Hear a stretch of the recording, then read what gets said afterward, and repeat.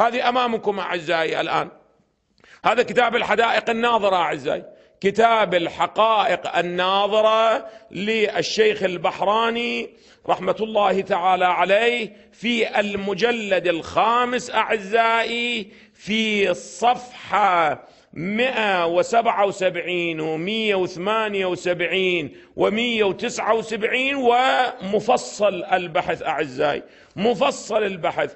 يقول: قال الفاضل المولى، من صاحب الحدائق ده ينقل عن المازندراني شارح أصول الكافي، وقال الفاضل المولى محمد صالح المازندراني في شرح أصول الكافي: ومن أنكرها يعني الولاية فهو كافر، حيث أنكر أعظم ما جاء به الرسول، وأصلا من أصول ماذا؟ وأصلا من أصول الاعتقاد.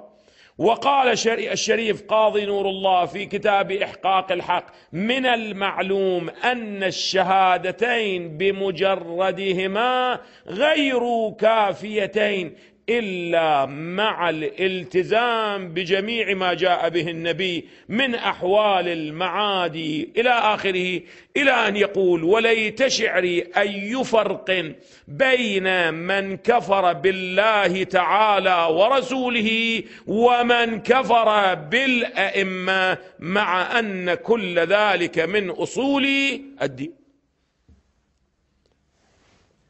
إذن القضية أعزائي رجعت إلى ماذا؟